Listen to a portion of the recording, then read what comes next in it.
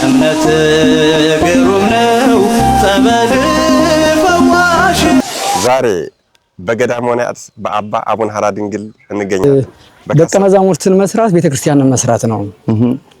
ደቀ መዛሙርትን በትክክል አለ መስራት ደግሞ ቤተክርስቲያንን ማፍረስ ነው። ኦክሲጅን ነቅለን ያመጣን ይሄንን ህፃን ሆስፒታል ላይ ምንድነው ያሉን? ያው ሳምቦ ፌል ስላደረገ በኦክሲጅን ነው የሚኖረው፣ ከሁለት ደቂቃ በላይ መኖር አይችልም፣ ኦክሲጅኑ ተነቅሎ ነው የተባልነው። አረብ ሀገር ነው ያለችው። ጸበሎት ይሁን ብዬ ባምባውን ቅድቼ ጠጣውታለች እና ከደው ተፈውስኩ ብላ ነግረኛለች። አማራጫተን ስንመጣ ነው የሚፈልገን። እንዲያውም ህክምናዋንም ጠንቋይዋንም ባህላዊዋንም ሁሉንም ሞክረን ስንመጣ በል እንኳን ደህና መጣ ልጅ ነው። መጋቢት 25 26 27 28 29 የአብይ ጾም ላይ በ5 ቀን 9 ሰው አይኑ ሲበራ ይቻላል። ባይኔ ከሁለት ደቂቃ በላይ መኖር አይችልም ተብሏል። ይዤው ልመጣ ነው ያልኳቸው። እሺ ይዤው ልመጣ ነው ይጠብቁኝስ። ማሽኑ ነቅዬ ይዤው ስመጣ ግን መንገድ ላይ ከሞተ አምጥቼ ደጆ ተቀብራለሁ። ከዛ ላይ ሲነማጠፋ ነው ያልኳቸው። አገልጋዩን አይቶ በተለይ በመኑ ተስፋ መቁረጥ ጀምሯል። ቄስ ተማሪውን አይቶ ሰባኪውን አይቶ አባቶችን አይቶ ከመማር ይልቅ መሳቀቅ በስቷል። ስነ ምግባራችን አላስተምራቸው ብሎ ከቃል የዘለለ አልነግራቸው ብለን ማንኛውም ደቀ መዝሙር ስጋው ደሙን ይቀበላል። ምክረ ሕይወት አለ። የምክር ቀን ይቅርታ ቀን አለ። አሁን መርጌታ የሚለውን ስም ብዙ ያለም ሰው ቢጠይቁት የጠንቋይ ስም እስኪመስለው ድረስ መምህርነትም መርጌትነትም ካህንነትም ቅድስና ያልተለያቸው ናቸውና ሁለት ደቂቃ መኖር አይችልም የተባለ ሰው የሁለት ሰዓት የእግር መንገድ መጥቶ እዛሽ ላይ ሲደርስ ትንፋሹ ተስተካከለ። እግዚአብሔር እንደ ዶክተር አይችልም። እግዚአብሔር እንደ ሐኪም አይችልም። ካሌ ሁሉ ነውና ኤልሻዳይ ነውና ምናመልከው ህፃኑን እምነትና ጸበላቸውን ቀብቼ ከተረፈ እርሱ አገልጋይ ይሁን ድጋሚ ወደ ከተማ ይዤው አልሄድም ብዬ ይዤው መጣሁ። 36 እና 4 40 ኪሎ ነው። ከአንድ ሰው ውስጥ 40 ኪሎ ወጥ ነው ያወጣው። ስማውል አንደኛው ዶክተር በቃ ተዘግዝቆ እንደዚህ ግንባሩን ይዞ አልቅሶ ነው ሄደ። በትናንት ዕለት እንኳን ያየነው አንድ ፌስታል የሞላ የአለት ድንጋይ የሃይላንድ ድፊያ ብር በዚህ ዘመን ማይግሬን ያስቸግረናል የሚሉ ሰዎች አሁን መምጣት ያለባቸው እዛ ፍቅረተ ክርስቶስ አይነ ስውር ናት። ስትመጣ ገና ከገዳሙ ሳትጠመቅ ከገዳሙ ስትገባ አይኗ በራ። አይኗን የሚፈውስበት ካንሰር የሚፈወስበት ለምጣም የሚነጻበት በባጣ የሚጠናበት ሙት የሚነሳበት የሻንዳው ጸበል ይሄን ይመስላል። ምእመናን ዘመኑን የዋጁና ወቅታዊ የቤተክርስቲያን ሁኔታን የተረዱ አጣረ ቤተክርስቲያንን መመከት የሚያስችል የሐዋርያዊነት የሰማዕትነት ሕይወትና በቂ ዕውቀት ያላቸው የጉባኤ መምህራንን ማፍራት። ገዳመ ወናያት ማለት የወይን ቦታ ወይም ሞና ምንም ሰው የሌለበት አራዊት ብቻ የሰለጠኑበት።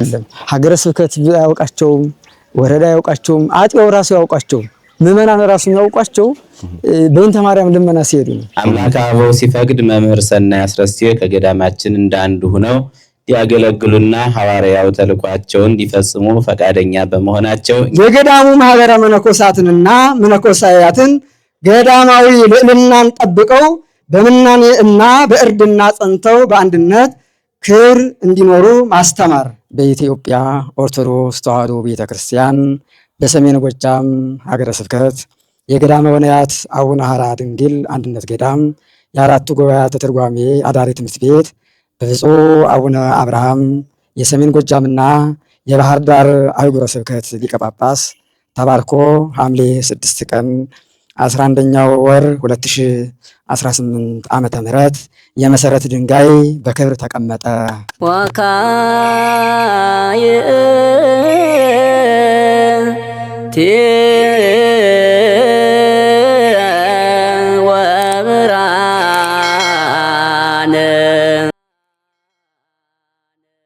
ሰላም ተመልካቾቻችን፣ ዛሬ ቀኑ ለተሰኞ ሐምሌ 6 2018 ዓመተ ምህረት ነው።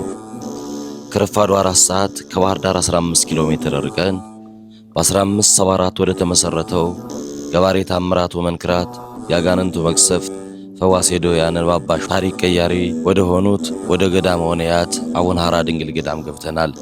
የመጣንበት ትልቁ ዓላማ በዚህ ታሪካዊ ገዳም የአራቱ ጉባኤያተ መጻሕፍት የመሰረት ድንጋይ ስለሚቀመጥ እንደ ዋካ ብርሃን ሚዲያ በገዳሙ ተጋብዘን ነው። በዕለቱ የነበሩት መርሃ ግብሮች አጭር ባጭር አሳያችኋለሁ።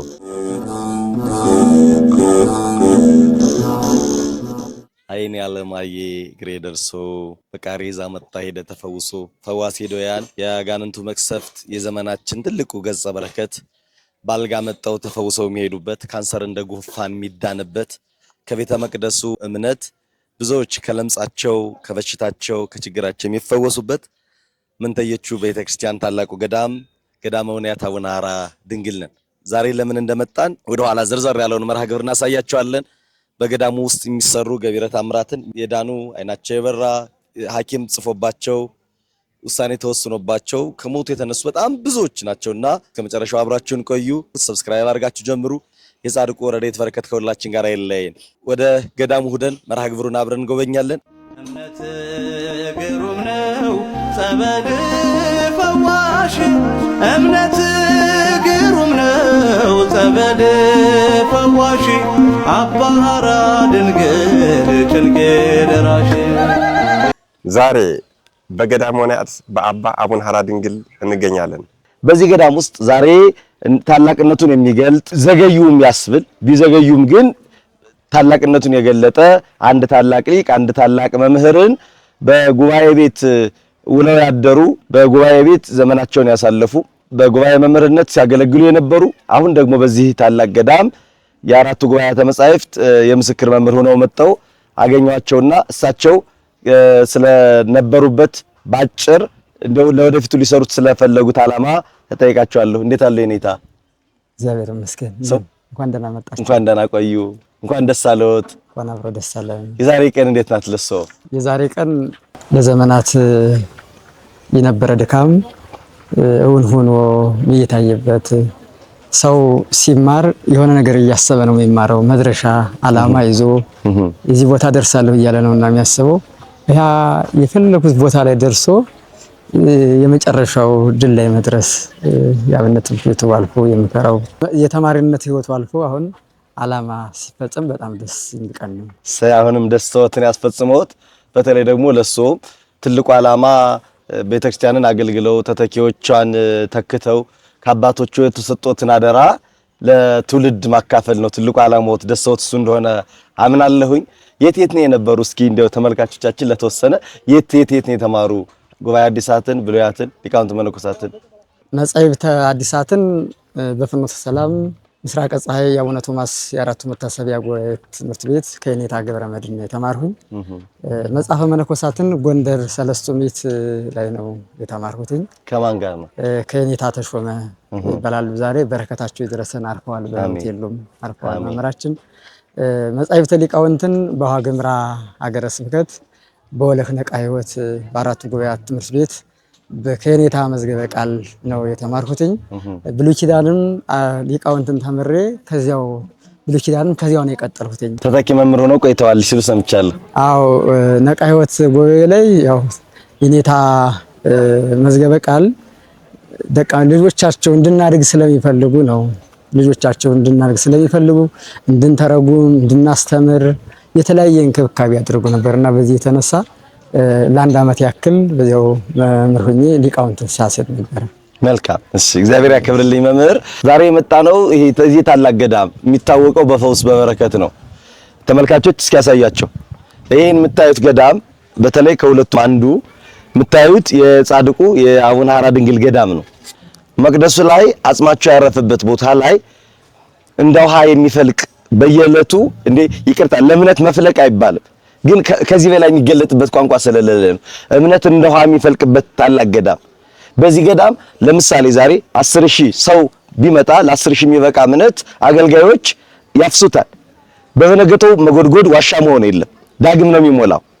ዳግም ሞልቶ ወደ ላይ ይነሳል እና እንዲህ እያለ ነው እስካሁን ድረስ እምነቱ እየታፈሰ ታምራት እየተሰራበት ድንቅነትን የተደረገበት ያለ ትልቅ ገዳም ነውና በዚህ ገዳም ደግሞ ዛሬ ጉባኤ ቤት መምህር ሆኖ በታምራቱ በፈውሱ የምናውቀው ገዳም ጸበልተኛው ሲመጣ ወንጌል የሚማርበት አልፎ ተርፎ በጣም የገረመኝ ተመልካቾቻችን ከመድረኩ ላይ የነበረውን መርሃ ግብር በኋላ ሲያወሩት ይሰማሉ። እሱ ሲናገሩት የሰሙት በጣም የገነቀኝ አንድ ነገር አለ። እዚህ የቅዳሴ አቋቋም የቅኔ ተማሪዎች መጣው መጽሐፍ እንኳን መማር ባይችሉ ግን ሰባኪ ሆነው እንዲሄዱ እስኪ ከሷ አኳያ እዛው የወጡት ዓላማ ምንድነው? የአብነት ትምህርት ቤቶች አንድ ትምህርት ብቻ ከአንድ ጉባኤ ነው የሚያገኙት። ቅኔ ቤት ከገቡ ቅኔን ብቻ ተምረው ይወጣሉ። አቋም ቤትን ከገቡ አቋም ብቻ ተምረው ይሄዳሉ። ዜማ ቤትም እንዲሁ። ግን ይሄ ጉባኤ ቤት ዓላማው አንድ ደቀ መዝሙር ከዚህ ዜማ ቤት 3 ዓመት የሚያሳልፍ ከሆነ 3 ዓመት ሲቀመጥ ሃይማኖቱንም እግረ መንገዱን አውቆ ተምሮ እርሱም ደግሞ ነገ ሄዶ የሚያገለግላትን ቤተክርስቲያን ሰንበት ትምህርት ቤቶችን አጥቢዎችን በስብከት እንዲያገለግል የመጽሐፍ መምህር አይሆንም። መጽሐፍ ተክሎ ባያስተምር ግን ሰባኪ አስተማሪ ይሆናል። አቋቋሙ እኮ ወንጌል ነው አይደል? አቋቋሙ ወንጌል ነው። ይሄ እንዲተረጉም ይሆናል። ስለዚህ ተግባራዊ ወንጌል እንዲኖር ነው። በቃ ተግባራዊ ወንጌል ይኖራል። ህይወቱ ይስተካከላል። አቋቋሙን፣ ድጓውን፣ ቅኔውን ተርጉሞ ለምእመናን ያደርሳል። ደቀ መዛሙርትን መስራት ቤተክርስቲያንን መስራት ነው። ደቀ መዛሙርትን በትክክል አለመስራት ደግሞ ቤተክርስቲያንን ማፍረስ ነው። ወይስ ላይ ተስተካክለው በስርዓት ካላስተማርናቸው ያላስተካክልናቸው ነውሮች አውደ ምሕረት ላይ ማህሌት ላይ ቅዳሴ ላይ እናያቸዋለን። እና የጉባኤ ቤቱ ዓላማም ደቀ መዛሙርትን ገና ከህፃንነታቸው ኮትኩቶ ማሳደግ፣ ለጉባኤ ማቅረብ፣ ስነ ምግባር እንዲኖራቸው ስጋ ወደሙ እንዲቀበሉ ማድረግ። ብንችል እንኳን ደቀ መዛሙርቱን ያስተምራሉ፣ ስጋ ወደሙ የሚቀበሉ ንስሐ የሚገቡ ብንችል የሚመንኑ መናኝ የሚሆን ወደ ገዳም የሚገቡ እናደርጋቸዋለን። ባንችል እንኳን ይሄ ጠባይ ዓለማዊነት እንዳይኖራቸው አለባበሳቸው፣ ጸጉር ሲስተካከሉ ዓለማዊ ጠባይ እንዳይኖራቸው የጉባኤ ቤቱም ገዳም መሆኑ ገዳም ያሉ ደቀ መዛሙርት እያዩ የሚያድጉት የሚሰሩ መናንያን ነው እያዩ የሚያድጉት። አንድ የማየትም ተጽዕኖ አለውና ከዚህ መሆኑ ደቀ መዛሙርቱ አለባበሳቸውን አኗኗራቸውን ተስተካክለው እንዲወጡ ህይወታቸው የተስተካከለ እንዲሆን ብንችል ደግሞ የሚመንኑ ነው ለማድረግ ነው ዓላማችን እቅዳችን። ቅድም ሲናገሩ ነበሩ ስጋው ደግሞ የሚቀበሉ እያሉ ማለት ነው። የብዙ ጊዜ እንዲህ አይነት አልተለመደም አይደል? ካልቀደሰ በቀር አንድ አገልጋይ አንድ ዲያቆን በጉባኤ ቤትም እንዲህ አይነት ነገር አልተለመደም። እንደው እዛ ወለህ ላይ የጀመራችሁት ካሁን በፊት የነበሩት ዘውት የመጡት ልምድ አለ ወይስ እሱ እንደ አዲስ ሊጀምሩት ነው? ወለህ ላይ ስጋው ደግሞ የማይቀበል ደቀ መዝሙር አይኖርም። ማንኛውም ደቀ መዝሙር ስጋው ደግሞ ይቀበላል። ምክረ ሕይወት አለ፣ የምክር ቀን፣ የይቅርታ ቀን አለ። ሁሉም በየሳምንት አንድ ቀን የይቅርታ ቀን ሕይወቱን ተሞክሮ የሚያቀርብበት ስጋው ደግሞ የሚቀበልበት የእያንዳንዱ ደቀ መዝሙር አባት አለው። መምህራችን በጣም ነው የሚንከባከቡን። መምህራችን ምን ይሉን ነበረ? ለመለወጥ ካሰባችሁ መምህራችሁን ብሉ ይሉ ነበር። ይህ ምን ማለት ነው? አኳ አለባበሳቸውን አኗኗራቸውን በሁሉ ነበር የሚያስተምሩንና የመጽሐፍ ተማሪ ሆኖ ስጋው ደግሞ የማይቀበል ክረምት ረፍት ሲመጣ ገዳም ማያሳልፍ ሱባኤ ገዳማትን ሄዶ ሱባኤ ይዞ ገዳማትን አስተምሮ ይመለሳል። ህይወቱ የጉባኤ ቤቱ ህይወት እንደዛ ነው። ገጠር ሄዶ ሰንበት ትምህርት ቤት ከሌለበት ሰንበት ትምህርት ቤት አቋቁሞ ይመጣል። ሰንበት ትምህርት ቤት ካለበት አስተምሮ ይመጣል።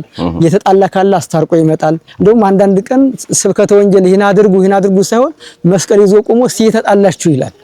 በዚህ መንገድ ነቃ ህይወት ጉባኤ ቤት ትልቅ ነው። እሱን ከዚህ አሁን አዳብረው ነው ያባቶትን አዎ ሰው አባቱ ነው ሲቀጥሉ ነው እንደሚፈልግ ያባቴ ነው እንጂ ሌላ ያባቱ ነው የሚወርሰው።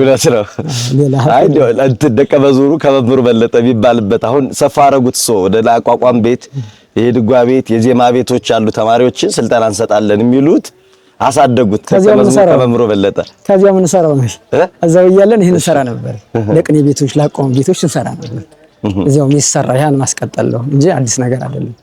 ሌላስ ምንድነው መልእክት የሚያስተላልፉት? በተለይ አሁን ጉባኤ ተማሪ ሲባል አሁን በዘመናችን አገልጋዩን አይቶ በተለይ ምዕመኑ ተስፋ መቁረጥ ጀምሯል። ቄስ ተማሪውን አይቶ ሰባኪውን አይቶ አባቶችን አይቶ ከመማር ይልቅ መሳቀቅ በዝቷል። ስነ ምግባራችን አላስተምራቸው ብሎ ከቃል የዘለለ አልነግራቸው ብለን መርጌታ የሚል ስም ዞ ያቁታል። የጥንቁልና ስም እስኪመስል ድረስ ቴሌግራሙ ፌስቡኩ ቢሄድ መርጌታ ከሌ የሆነ አሁን መርጌታ የሚለውን ስም ብዙ ያለም ሰው ቢጠይቁት የጠንቋይ ስም እስኪመስሉ ድረስ በዛ ድረስ ሄዷል። ይሄን ያመጣው ምኑ ነው ብለው ያስባሉ? ይሄን ከሁለት መንገድ ነው ማየው። እሺ ያንደኛው ሐሳቤ ይሄንን ስም ጠላቶቻችን የሳሉብን ስላለ መርጌትነት ጠንቆላ እንደሆነ ደፍተራ የሚለው ሰው የጠንቋይ ስም እንደሆነ ሌሎቹ መናፍቃን የሚሰጡን አጀንዳ አለ። ምዕመናን መርጌታ የሚለውን ደፍተራ የሚለውን የጠንቋይ ስም አድርገው እንዲወስዱት የሰጡት አጀንዳ አለ። ይሄንን ይዘን ሳናውቅ በተለምዶ ይዘን እንቀሳቀሳለን። ሁለተኛ ግን እኛ ይሄ መርጌትና ይሄ የሚለውን አሁን ካስተዳደጋችን አብነት ትምህርት ቤቶች ያያቸው የለም። ሀገረ ስብከት ያውቃቸውም ወረዳ ያውቃቸውም አጥያው ራሱ ያውቃቸውም ምዕመናን ራሱ ያውቃቸው በእንተ ማርያም ልመና ሲሄዱ ነው። እዚያ ለማድረስ በዝም ብሎ በራሳቸው ፍላጎት ተንተፋተፉ ሄዱ። ከዚያ ሲደርሱ ነው ምን መስራት እንዳለባቸው አላማ እቅድ የሰጣቸው የለም እና እሱን ሆነው ያድጉና እንደሚባለው ጥሩውን ስም የምን ስም ያደርጉታል ማለት ነው። የጥንቆላ ስም መርጌታ የሚል ጠንቋይ ደብተራ የሚለው የጠንቋይ ስም እንዲሆን በዚህም ስራም ደግሞ የሚሰማሩ አንዳንድ ይኖራሉና ዋናው ዓላማችን የቤተ ክርስቲያኗን ስም ቅድስናውን ይዞ እንዲቀጥል አሁን መርጌታ የሚለው ደብተራ የሚለው መምህር የሚለው እነዚህ ሁሉ የቤተ ክርስቲያን ስሞች ናቸው። እነዚህ የቤተ ክርስቲያን ስሞቹ ቅድስና አይለያቸውም። ስሞች የቤተ ክርስቲያን ስም ይባሉት መምህርነትም መርጌትነትም ካህንነትም ቅድስና ያልተለያቸው ናቸውና ቅድስናቸውን ይዘው እንዲቀጥሉ ጎረቤቱ የተቻለውን ትንሽ ጠጠር ይወረወራል። በጣም አሁን አንደ ሲናገሩት የነበርኩት እንደው በሌላ ቀን ሚዲያችን ላይ መጣው የሚሰሩት የሚያስተምሩት ይሆናል ይነግሩናል እያስባለሁ። ዋናው እንምጣና ገዳመ ወናያት አቡነ ሐራ ድንግል እንዴት አገኙት? ገዳመ ወናያት አቡነ ሐራ ድንግል እያንዳንዱ ምዕመናን ልቡና ውስጥ ያለውን ነው ማወራው። ስለ ገዳሙ ካወራሁኝ በኢትዮጵያ ያሉ በመላው ዓለም ያሉ ኦርቶዶክሳውያን በልቡናቸው ውስጥ ያለ ደስታ ነው አቡነ ሐራ ድንግል። ሲያዝኑም አቡነ ሐራ ድንግል ትዝ ይላቸዋል። ሲታመሙም አቡነ ሐራ ድንግል ትዝ ይላቸዋል። ደግሞ ንስሐ መጥተው የሚገቡበት አቡነ ሐራ ድንግል ነው። አቡነ ሐራ ድንግል ባልጋ ይመጣል፣ በእግር ይመለሳል፣ አዝኖ ይመለሳል፣ ይመጣል፣ ተደስሎት ይመለሳል። አቡነ ሐራ ድንግል ሁሉም መሬቱ አካባቢ በራሱ የተባረከ የተቀደሰ እምነት የሆነ ጸበሉ የሚፈውስ እምነቱ የሚፈውስ ደግሞ እግረ መንገዳቸውን ደግሞ ገዳማዊ እርድና የሚማሩበት እዚህ ጸበልተኛ መጥቶ ስራ ማይሰራ የለም፣ እርድና ይማራል። መነኮሳቱ እርድና እንዴት እንደሆነ ይለላካል፣ ድንጋይ ይሸከማል፣ ጭቃ ያቦካል። እርድና ቢለን አራዳነት እንዳይመስላችሁ አገልጋይነት እንደማለት እና አርዲት ቢለው ነው አይደል? ያብራሩላቸው። እርድና አገልጋይ ነው። ረድ ዘበጥባት ይባላል። ከምናኔ አንዱ ሶስቱ ናቸው። ረድ ዘበጥባት ማለት በጣም የሚታዘዝ አባቶች የሚያገለግል ልብሳቸው የሚያጥብ ባሬታ የሚደፋ የሚቆፍር የሚያርስ ይህ ረድ ዘበጥባት ነው። ሂድ ከተባለ መሄድ ነው። መልካም እዚህ ገዳም እመጣለሁ ብሎ እንደው አቡነ ሐራ ድሮ ያውቁት ነበር። እዚህ እንደው በመምህርነት እንደው መጥተው ደግሞ የወንጌል ጉባኤ ተክለው እንደው ለዘመናት ታሪክ የሚሆነው አሁን በሰው ዘመን የኔታ ሰናይ የአራቱ ጉባኤ መጻሕፍት በገዳመ ወናያት አቡነ ሐራ ድንግል በመመስረት ታሪክ ነው የጀመሩት። የታሪክ መነሻው ሆነዋል። ይሄ ለትውልድ ነው እግዚአብሔር በሚያውቀው የጻድቁ ታሪክ በተነገረበት ሁሉ የኔታ ሰናይ የሚባሉ ተብሎ ረጅም ዕድሜ ሰውትና ካለፉ በኋላ የሚቀጥል ነው የሚነገር ነው። እና ድሮ ጻድቁ ገዳም ያውቋቸው ነበር። እንደው የት ነው መሰረታለሁ ብለው ይሰይ ነበር። ጻድቁን ያውቋቸው ነበር፣ አውቃቸው ነበር። እንዳንድ ጸበልተኛ መጥቼ ፈወስ ነበር። ይገባሉ ብዬ አላስብም። አንድ ሐሳብ ነበር ያስተማሩኝ መምህራን። ከዚህ ቦታ ትሆናለህ ካሉኝ እዚህ ቦታ ነው የምሆነው። መምህራን በፈቀዱልኝ እንጂ እኔ በፈቀዱት ቦታ በራሴ ፍላጎት አልኖርም ብዬ አስብ ነበር። እና አሁን የመጣሁኝ ገዳሙ ሲደውልልኝ አይ እኔ እችላለሁ ብዬ አይደለም የመጣሁት። መምህራኖችን ጠይቁ፣ ለመምህራኑ ደብዳቤ ጻፉ አልኳቸው። ገዳሙ ለመምህራኑ ነው ደብዳቤ ጻፈ። ለመምህራኑ ደብዳቤ ሲጽፍ መምህራኑ ከኔ የተሻለ መምህር ሊልክ ይችላል። እኔ ትሆናለህ፣ ትበቃለህ፣ ታስተምራለህ ካሉኝም እነሱ ይላኩኝ። ደግሞ የተሻለ ደቀ መዝሙርም ስለሚኖራቸው እሱን ይልካሉና መምህራኑን መምህር እንፈልጋለን ብላችሁ ላኩ፣ እገሌ ግን እንዳትሉ ስም እንዳትጠሩ አልሁኝ። ደብዳቤው ለመምህራኑ ተላከ። መምህራኑ አይ አንተን ወስነናል፣ አንተ ነህ መሄድ ያለብህ ብለው ወሰኑ እንጂ ከዚህ ቦታ ሆናለሁ ብዬ አልተማርሁኝም። ቤተክርስቲያን ባለችበት ቦታ እግዚአብሔር በፈቀደው ቦታ እንጂ አቡነ ሐራ እመጣለሁ ብዬ አስቤያለሁ። እሺ አሁን ደግሞ አንድ ታላቅ እንግዳ አገኘን። ድሮ የምታውቁት በተለይ ባህር ዳር አካባቢ ያላችሁ አብርሽ ቲኳንዶ ነበረ። አሁን ተቀይሮ አብርሽ ዘአቡነ ሐራ ሆኗል። ቀናዳሩን ጧት እንኳን በሆነ ስራ እንኳን ቢመጣ ከጻድቁ ቤት ወጥቶ አያድርምና እንግዲህ በጻድቁ ጉዳይ ያለው ተናግሮ የማይጨርሰው ትልቅ ስንክሳር ነው። ባጭር ግን አብርሽና አቡነ ሐራን ምን አገናኛቸው? እዚህስ አሁን ምን እያረክ ነው? ስለ ጻድቁስ በመላው ዓለም ላሉ ኦርቶዶክሳዊ ምን ትልልናለህ? እኮ በጣም ትልቅ ሰዓት ያስፈልጋል ባለው የእሳቸው ነገር ያው 1000 ዓመት ራሱ ጸጋው ቢሰጠን ተነግሮ ያልቃል። ስለሳቸው ለመናገር በጣም ከባድ ነው። ግን ያው ወደዚህ የመጣሁት ያው እንደማንኛውም ኃጢአተኛ ወጣት በመከራ ነውና በዚህ ዘመን ያለው ወጣት ያለ መከራ ፈልጓቸው ቢመጣ በጣም ምን አይነት ነገር ያገኝ ነበር መሰለ መምህር።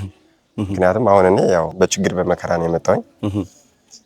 አጋጣሚ ነው ህፃና ሞቢ ነው የመጣው። ስመጣ ወደዚህ ህፃኑም አብሮ ከኔ ጋር ነው ያለ። እንግዲህ ወደ 5 ዓመት እየሞላን ነው እዚህ ከመጣን ማለት ነውና ጻድቁ አባታችን አቡነ ሐራ ድንግል ሙታንሳ ድሮ ሙታንሳ ነበር የሚባለው እንደምታውቀው ማለት ነው። ከዛ በኋላ ሌሎች ገዳማት ሙታንሳ እየተባሉ እየተጠሩ ሲሄዱ ገዳመ ወናያት በሚለው ጸና እንጂ ቅዱስ አባታችን አቡነ ሐራ ድንግል የካንሰር ፈዋሽ የጋነንት መቅሰፍት ብቻ ሳይሆን ሙታንሳ ናቸው። ያንን ደግሞ በራሴ በህይወቴ ስላየሁት በዚህ ዘመን ያለ የህይወት ምስክር ነኝ፣ ሊቪንግ ፕሩፍ ነኝ ማለት ነው። ምክንያቱም ኦክሲጅን ተነቅሎለት መኖር የሚችል ከ2 ደቂቃ የትልቅ ወንድም ልጅ ነው። አዎ የትልቅ ወንድም ልጅ መኖር የሚችለው ያው ያለ ኦክሲጅን መኖር አይችልም፣ መተንፈስ አይችልም። ጥበበ ግዮን ሆስፒታል ነው የነበረ። ከጥበበ ግዮን ሆስፒታል እስከ አቡነ ሐራ ድንግል አንተ ዝም ብለህ ትገምተዋለህ እንግዲህ በመኪና ምን ያህል ሰዓት እንደሚወስድ። ያው መንገዱ ጥሩ አልነበረም በሰዓቱ ከአምሳም በፊት ከባድ ነበር። ኧረ እሱማ የዛሬ 2 ዓመት ነው የሆነ። ግን ከዛ ጀምሮ እስከዚህ እንደው ዝም ብለህ ብትገምተው 2 ሰዓት ሊወስድ ይችላል ብለህ ታስባለህ። ይሄንን 2 ሰዓት የሚወስድ የመኪና መንገድ እንግዲህ ኦክሲጅን ነቅለን ያመጣን ይሄንን ህፃን ሆስፒታል ላይ ምንድነው ያሉን? ያው ሳምባው ፌል ስላደረገ በኦክሲጅን ነው የሚኖረው፣ ከ2 ደቂቃ በላይ መኖር አይችልም፣ ኦክሲጅኑ ተነቅሎ ነው የተባልነው። አባታችን አቡነ ሐራ ድንግል ጋር መጥቼ ያው ለሚዲያ የማይመጥን በጣም አማርሬ ከመስመር ወጥቼ ስለነበር ብዙ የተነጋገሩት ነገር ነበር እሳቸው ጋር። ግን የሰው ልጅ ቢሆን እንደዚህ ብለህ ነበር አይደለ ይልሃል። የሰው ልጅ ክፉ ነው። እስኪ ምን እንደምታመጣ ያህል ብሎ መጨረሻንም ያያል። እግዚአብሔር ግን ምንድነው አማራጭ አጠን ስንመጣ ነው የሚፈልገን። እንዲያው ሕክምናዋንም ጠንቋይዋንም ባህላዊዋንም ሁሏንም ሞክረን ስንመጣ በል እንኳን ደህና መጣ ልጅ ነው።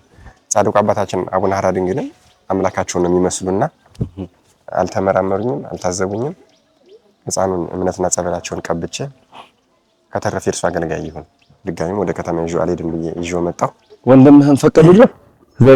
ህፃኑ ያው ከኔ ጋርም ስላደገ የወንድሜ ልጅ ነው እንጂ ያው ለሰው እንደዚህ ለማስረዳት የወንድሜ ልጅ ላለው እንጂ የራሴ ልጅ ነው። ምክንያቱም ብዙ በረከት የሰጠኝ ህፃን ነው፣ ብዙ ዋጋ የከፈልኩበትም ህፃን ነው እና እግዚአብሔር ይመስገን ያው 4ኛ ፎቅ ነቅለን ማሽን ሲዘን ስንመጣ የሀገር ዶክተር የሀገር ኖርስ ጉድ እየተባለ ነው ይዞ ነው የወጣ።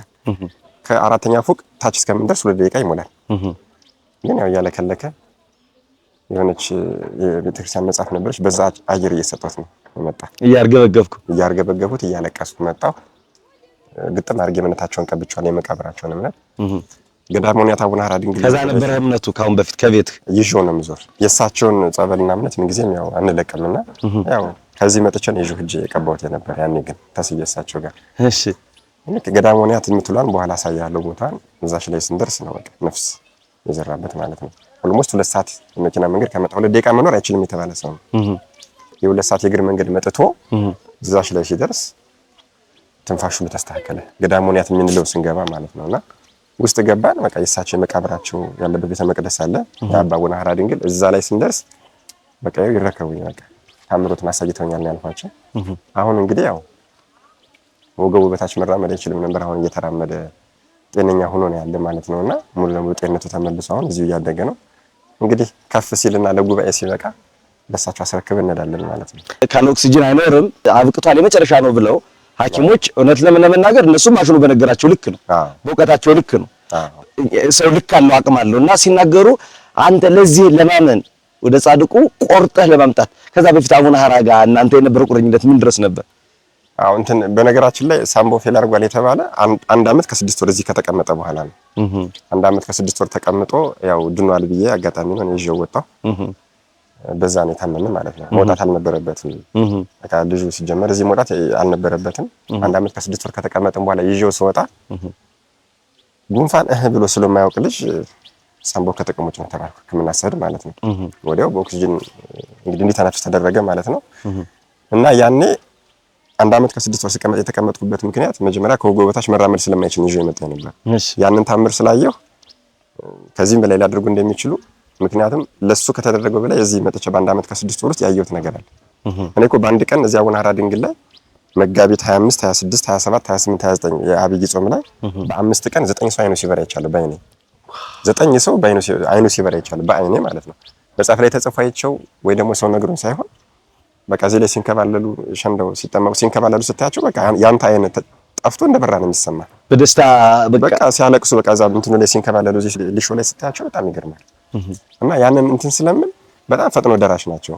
እና ብዙ ጊዜ አሁን ሰው መፍቀሬ ሊቃውንት ይላቸዋል እሳቸውና በቤተ ጉባኤ ያለ ሰው በቅጽበት ነው መጥቶ የሚድን። በቤተ ጉባኤ ያለ ሰው ብቻ ሳይሆን መፍቀሬ ምን እንደባለም ናቸው ደግሞ በጣም ያጣ የነጣ ሰው መጠጊያ ናቸው።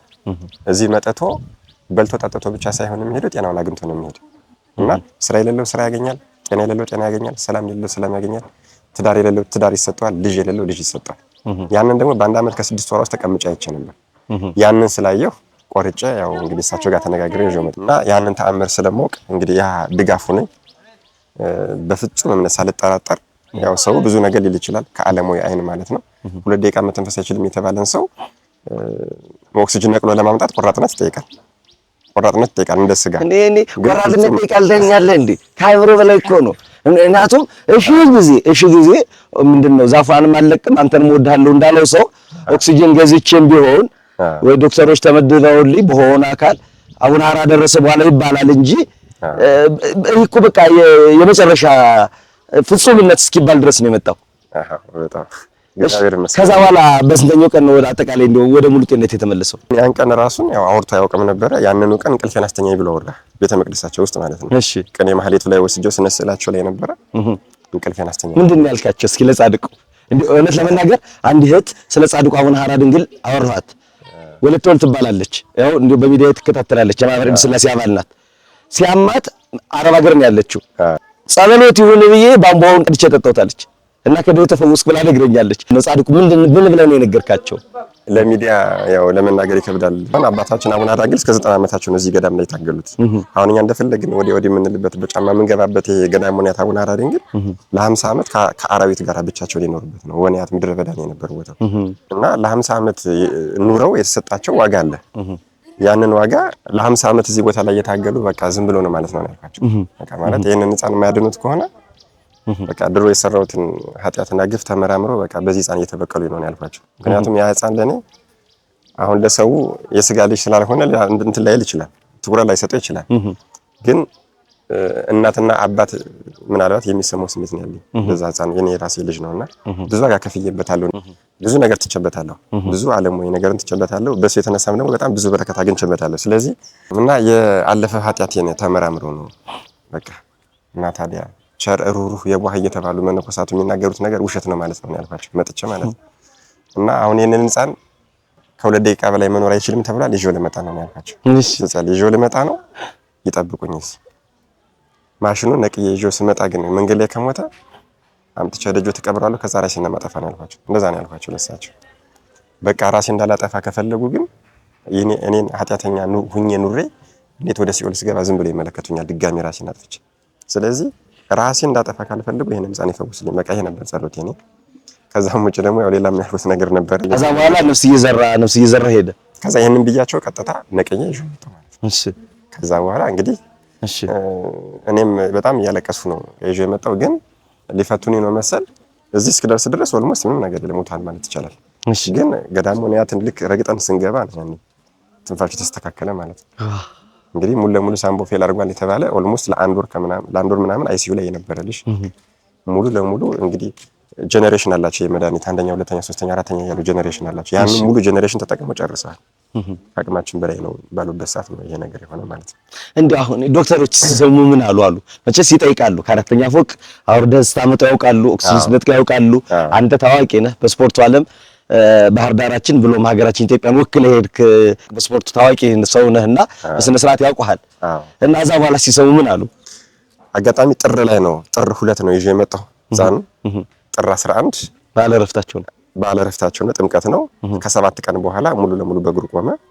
ጥርን 11ን አብሮ ታቦታ ወጥቶና ጥምቀተ ባህሩን ያከበረ። እሺ መጋቢት ላይ መድኃኒዓለም እንዘክራለን እኛ ቤት እና የመድኃኒዓለም ሁለቱም ዶክተሮች ጠርቻቸው መጣው ነበር እና አላመኑኝም። በቃ ስነግራቸው አላመኑም ነበረ። ጸበሉን ሳይሆን ሕፃኑን ለማየት ነው የምንመጣ ብለው መጡ። እሺ ቤት መጣው ሕፃኑን ሲያዩት በቃ አንደኛው ዶክተር በቃ ተዘቅዝቆ እንደዚህ ግንባሩን ይዞ አልቅሶ ነው ሄደ። እና እሳቸው የሚያደርጉት ነገር እምነት እያለው እምነቱን ቀለል አድርጎ ለሚይዝ ብቻ ሳይሆን እምነት ለሚጎለው ምንም አይነት እምነት ለሌለው ሰው እንኳን በሕክምና በሳይንስ ለሚያምን በትምህርት ለሚያምን ራሱ በጣም እየተማርኩ ነው ለሚል ሰው ራሱ ፈታኝ የሆነ ታምር ነው የሚያደርጉት እንደምታውቁት ማለት ነውና እኔ ዛሬ እንደመጣሁ ገና እንግዲህ አሁን 5 ዓመት ይሆነኝ ነው ብያችኋለሁ። እንደመጣሁ የሆነ ሴትዮ የመጣችው ላይ ታምር ትናገር ነበር እና ለብዙ ሰው ነው የምናገረውና እጤ ሰውነቷ ውስጥ ወጥቶ ውስጥ ያለውን ዕቃሽን ኩላሊትሽን ልብሽን ምናምን ይዟት ሰርጀሪ መስራት አትችይም ብለዋት አንድ ቁና አፈር መቀበርበት አያጥብልኝም አባ ሐራ ድንግል ብላ መጣች። እዚህ መጣታ 6 ወር እንደተቀመጠች 7ኛ ወር ሊሞላ ሲል የሆነች አንዲት ሴትዮ ጸበልተኛ ህልም ታይና አቡነ ሐራ ድንግል ሂጂ ሕክምና እያሉሽ ነው ስትላት ሕክምና ማባረሩኝ አይደል ምን ብዬ እሄዳለሁ ወደዛ ብላ ችላ ትላታለች። ለሁለተኛ ጊዜ ህልም ያሳዩታል ለዚህ ሴትዮ። ሁለተኛ ምራስት ነገር አንቺ ተናገር ያላልሽም ወይ ህልሜን ሲሏት ይችን ሴትዮ አልሰማይ ብላ ነው ትልና ትመጣና እንደገና ትናገራለች ማለት ነው። ሴትዮዋ ይሄን ህልሙ እንዳየች መጣ ሲናገር አሁንም ሴትዮዋ አልሰማታ። ሶስተኛ ህልሙ ሲታያት ግን ለአስተዳዳሪው ሂዳ ትናገራለች ማለት ነው። አስተዳዳሪው በመስቀላቸው አውግዞ ምናምን ለምን ምን ችግር አለው ድረስሽ ማትመጪ ህክምና ሂጂ እኔ ስራዬን ጨርሼልሻለሁ ነው መልእክቱ የሚያስተላልፉት እሳቸው ማለት ነው። ከዛ በኋላ ያው እንድታረጋግጥ መዳኗ እንዲታወቅ ወደ ህክምና ስትሄድ አሁን ጻድቁ እንግዲህ ለዚህ ሴትዮ ህልም እያሳዩት ያለው ምንድነው ወደ ህክምና ሂጂ እኔ ስራውን ጨርሼልሻለሁ ያሏት ነው። እዚህ ሴትዮዋ ደግሞ መጀመሪያ ህክምናውን ሞክራ አቅቷት ስለመጣች እንዲህ አለች። በሶስተኛው ግን ለአበምኔቱ አስተዳዳሪው ትናገርና ያቺ ሴት አስተዳዳሪው በመስቀል አውግዞና መኪና አዘጋጅቶ ወደ ህክምና ትሄዳለች። ሴትዮ ህክምና እንደሄደች እንዴ ቀጥታ አሁን ፈቃደኛ ከሆንሽ አሁኑን መስራት እንችላለን አላት። ያኔ ሆድቃሽን ምናምን ስለያዘው አንሰራም ያሏት ማለት ነው። በጣም ትገረምና እሺ ሰራ ብላ የመጀመሪያ ሲወጣ በነገራችን ላይ እዚህ ጸበል እያለች ሆዷ በጣም ግዙፍ ስለነበረ አንድ ሰው በዚህ አንድ ሰው በዛ ነበር ሆዷን የሚይዘው ሴትዮዋ ለማንሳት እንደዚህ ተይዛ ነበር። ወደዚህ የምትመጣ እንትን ብሎ እንደዚህ ስላለ ማለት ነው። እና አንድ ሰው በዚህ አንድ ሰው በዛ ነበር የሚይዛት ስትሄድ ወደ ጸበል ስትመጣ ስትወርድ ማለት ነው። መጀመሪያ ላይ ሰርጀሪውን ሲሰሩ 36 ኪሎ ነው የወጣ ከአንድ ሰው ሆድ ውስጥ ስማው ሁለተኛ የወጣው 4 ኪሎ ነው። 36 እና 4 40 ኪሎ ነው። ከአንድ ሰው ውስጥ 40 ኪሎ ወጥ ነው የወጣው። ስማው እና በየወሩ የት ከተማ ነው ይሄ? እዚህ ነው እዚህ ባህር ዳር ነው የተደረገው። የባህር ዳር እና በየወሩ እየመጣች ታምሩን ሁሌም ቢሆን ትናገራለች ሴትዮዋ። አብርሽ ቲኬዲ በሚለው ድሮ ያውቅህ ነበር። አሁን ዝክረ ቅዱሳን በሚለው ሰው ነገ በሚለው መርሃ ግብር ሁሉም ሰው ያውቅሃልና አሁን እኔ በእውነቱ ወደዚህ አሁን ወደ መንፈሳዊ ገድለ ቅዱሳንን ከመናገር ታሪካቸውን ከመናገር የጀመርከው መቼ ነው? ይሄን ዕውቀት ይሄን መንፈሳዊ ዕውቀት አሁን ብዙ ሰው ይሰማሃል። ፍትሐ ነገሥቱን ገድላትን ብቻ ሳይሆን ፍትሐ ነገሥቱ ያሉ ስርዓተ ቤተክርስቲያን ሌሎችንም መቼ ነው የተማርካቸው? በዚህ አሁን ሐራድ እንግዲህ ያለው እዚሁ ከገባሁ ነው። እና እንደ በመላው ዓለም ያሉት አሁን አብርሽዬ እንደ በሌላ ቀን ይሄ በነገ መርሃ ግብርህ በተለይ ቲክቶክ ላይ የማታውቁት ወደ ዩቲዩብ ልትመጣ ነበር። አላደገም ገና አሁን መስከረም ላይ እንደ አዲስ ልጀምረው ነው ወደ ዩቲዩብ በዋናነት በዩቲዩብ መስከረም ላይ አዲስ ዓመት ላይ እንጀምራለን። ያው የዋካ አብራሪ ቤተሰቦች እናቀርበዋለን በእንግድነት ለአዲስ ዓመት መጀመሪያ ብለን ነበረ። እንግዲህ እሱም ጋር ስራ በዛበት በተለይ እዚህ የገዳሙ ጋር ተጠርቶ በመምጣቱ ያኔ ባልነው መርሃ ግብር አላቀረብንም። የእግዚአብሔር ፈቃዱ ደግሞ ዛሬ ስለነበረ ብዙ ብናወራው ብዙ ምን ጠይቀው ነበረን። በስተመጨረሻ በጻድቁ ዛሬ ላይ ጉባኤ ቤት ተመስርቷል። እስኪ የተወሰነ ነገር ምን ይላሉ? የአራቱ ጉባኤያተ መጻሕፍት ትርጓሜ ትምህርት ቤት በጣም የረጅም ጊዜ የገዳሙ እቅድ ነው። በነገራችን ላይ ማለት ቅድም በደንብ ስላላወሩት ነው እንጂ ገዳሙ የረጅም ጊዜ እቅድ ብሎ ከሚይዛቸው እንትን ውስጥ አንዱ ይሄ ነው ነበር እና መምህር ፍለጋ በጣም ያው ታውቁታላችሁ እናንተ ጥሩ የሆነ መምህር የግድ ፍለጋ እንትን ሲሉ ነበረ። አሁን እንግዲህ መምህር አግኝተው ጀምረዋል። የመሰረት ድንጋይ ዛሬ ተጠሏል። እንግዲህ አባታችን አቡነ ሐራድ እንግዲህ ያልገቡበት ቤት የለም። ኢትዮጵያ ውስጥም ውጭ ሀገርም ነጮች እምነት የሌላቸውንም ሙስሊሞችንም እየፈወሱ ነው የሚገኙት። ስለዚህ አሁን እጃቸውን የሚዘረጉበት አሻራ የሚያስቀምጡበት ትልቅ በረከት የሚሳተፉበት ጊዜ አሁን ነው ብዬ አስባለሁ። ምእመናኑ ማለት ነው። እሳቸው ያልገቡበት ያላንኳኩት ቤት ስለሌለ በተቻለ መጠን እንግዲህ በዋካ ብርሃን ሚዲያ ይሄ መልእክት የደረሳችሁ ሰዎች በሙሉ የመሰረት ድንጋዩ ዛሬ ተጥሏል።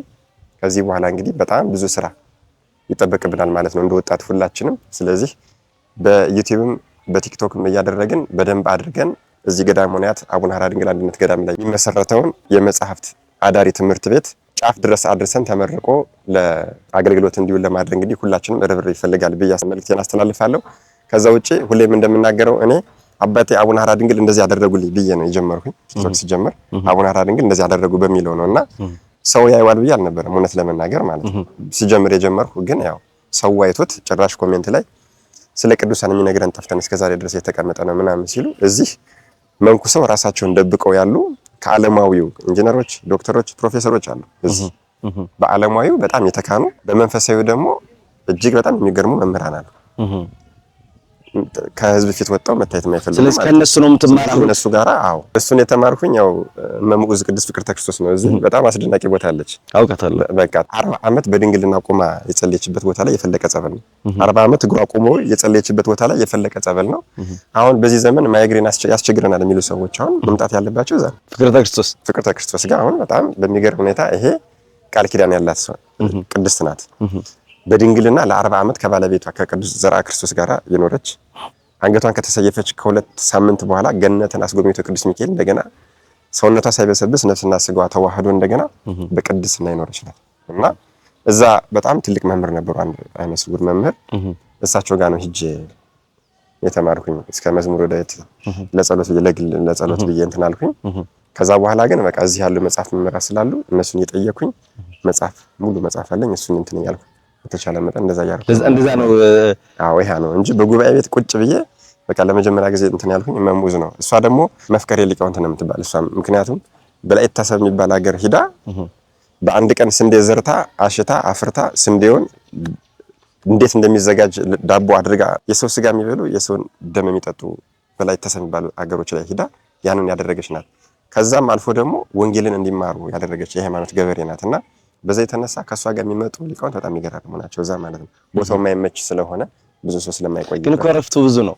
የዛሬ 2 ዓመት የዋካ ብርሃን ቤተሰቦች ያውቁታል። ያኔ ማህበረ ቅዱስ ሥላሴ፣ ማህበረ ደጀ ሰላምና ማህበረ ቤተሰባ የሚሉ ለዝክር የሚሆን ጥሬውን ዘይቱን፣ ለእናቶች የሚሆን ሳሙናውን፣ ለወጣት መነኮሳት ስላሉ የጽዳት መጠበቂያውን ይዘን ገዳሙን ረግጠው ነበርና እውነት ለመናገር እዛ ከገቡ በኋላ መውጣት ራሱ ያን ተራራ የመቄትን ተራራ ከገረገራ ወርዶ ሄዱ እስከማይመስል ድረስ ተመለስ አይልም። አዎ አሁን እሱ ማለት አጽሙ ያለበት ነው።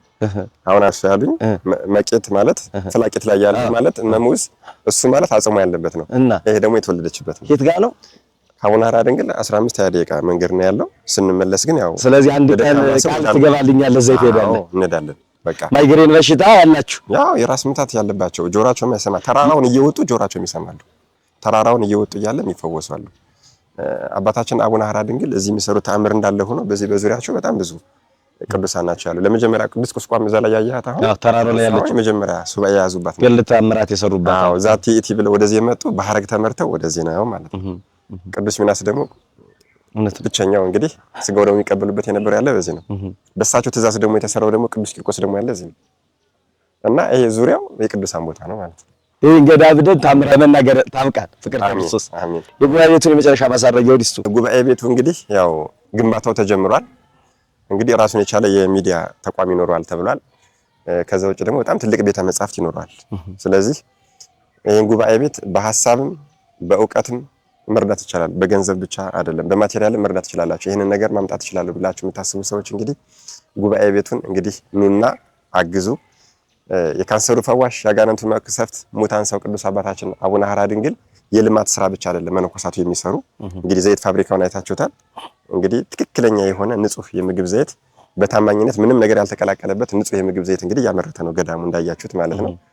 ከተማ ላይ ያለውን ዘይት እውነት ለመናገር 1 ሊትር አቡነ ሐራ ድንግል 2 ሊትር 3 ሊትር ያክላል። ያን ውፍረቱ ሲፈስ እንኳን ዘይት አይመስልም ይሄ ማለት ነው። ምክንያቱም ንጹህ ዘይት ብቻ ሌላ ነገር ስላልተቀላቀለበት ማለት ነው። ስለዚህ ገዳሙ ራሱን የቻለ አቅም ኑሮት ጉባኤ ቤቱን የሚያስኬድበት ያለው መንገድ ያን ዘይቱን ግን አንተ ማስታወቂያ አይቻለሁ። ወደ ባህር ዳር ወደ አዲስ አበባ የሚሉት በጣም ብዙ ሰዎች የሚፈልጉት አሉና ወደ ባህር ዳር ቅርብ ቀን ቢጀምሩበት መንገድ የለም አለ። የራሱ የገዳሙ ሱቅ ስላለ ሊጀምር ነው። እዛ መልካም የዳቦም ቤት አለ፣ መጽሐፍ ቤትም አለ። የትኛው ላይ ይሁን የሚለው ገዳሙ የተነጋገረ ነው። ራሱን የቻለ ቦታ እስከተማ ላይ እናመቻችና እንከራይ እያለ ነው።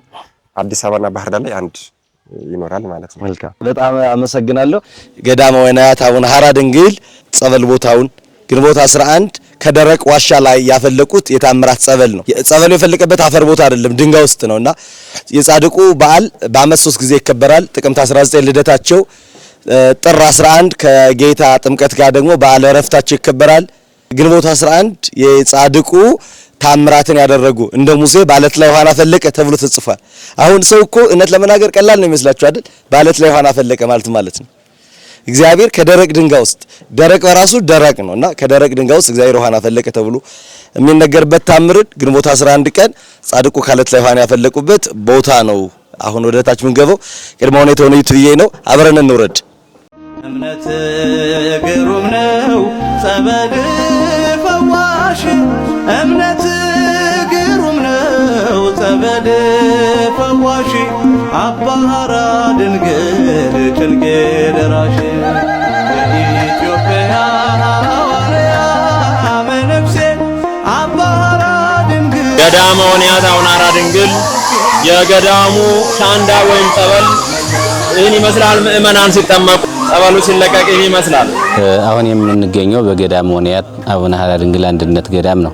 ይሄም የገዳመ ወንያት አቡነ ሀራ ድንግል አንድነት ገዳም ህዝበ ክርስቲያን የሚፈወሱበት የሻንዳ ጸበል ላይ ነው የምንገኘው። ይሄ ጸበል ከውጭም ሆነ ከአገር ውስጥ የመጡ ከካንሰር፣ ከኩላሊት፣ ከነቀርሳ፣ ከቆዳ በሽታ ከተለያየ የዛር መንፈስ የሚፈወሱበት ብዙ የተለያየ ታምራት የሚደረግበት ከሆዳቸው መንፈስ አጋንንት የሰራባቸውን እባቡ ጊንጡ በተለያየ መልኩ የማይወጣ ነገር የለም። ጉርጥ እንትን ጓጉንቸሩ ምናምኑ እሱ ሁሉ ዝርግፍ ብሎ ነው የሚወጣላቸውና ሁሎችም በየለቱ ታምራቸው እየተደረገላቸውን ሰው ይናገራል። በትናንቱ ዕለት እንኳን ያየነው አንድ ፌስታል የሞላ የአለት ድንጋይ የሃይላንድ ፊያ ብር 5 ብር 10 ብር ቢያሳ ብዙ የተለያየ ማናውቃቸው ድንጋዮችም ነው። እንግዲህ እሱን በምን መልኩ ጥበብ እንደሚሰራው አጋንንት አናውቀውም። እሱ ወጥቶለት አንድ ወንድም ሲናገር ነበርና የጻድቁን የተደረገውን ታምር ተናግረን አንዘልቀውም። ግን አሁን በዚህ በአምና አመት አንዲቱ እህት አይኗ አያይም አይነ ስውር ናት። ስትመጣ ገና ከገዳሙ ሳትጠመቅ ከገዳሙ ስትገባ አይኗ በራ። አይኗ ሲበራላት እልል እያለች ገባች። ምን ሆነሽ ነው ስትባል አይ አይነ ስውር ሁኜ ነው ተመርቼ ነው የመጣው፣ እዚህ ግን ገዳሙ ላይ ስገባ አይኔ ቦጋለልኝ አለች። ሌላው 13 አመት ሙሉ ከሕፃንነቱ ጀምሮ እንጀራ መብላት መሄድ መናገር መስማት የማይችል እዚያው ሮቢት አካባቢ የሚኖር እንደውም ምስክር እየተባለ እርሶትም ያውቁታል እንትኑ ተለጥፎ ፎቶውና እሱ አሁን መጣና ሰኔ 11 ቀን 2011 ዓመተ ምህረት ይመስለኛል መጥቶ ምንም እንትን ሳይል ጸበሉ ላይ ሲጠመቅ ማይንቀሳቀሰው መንፈራገጥ ጀመረ። ጸበሉ ሲደረግበት አዚያ ጮኸ፣ አይናገርም፣ ጮኸ፣ አይንቀሳቀስም፣ እግሩ ተንቀሳቀሰ። እዚያ በኋላ ቁሞ መሄድ ጀመረ።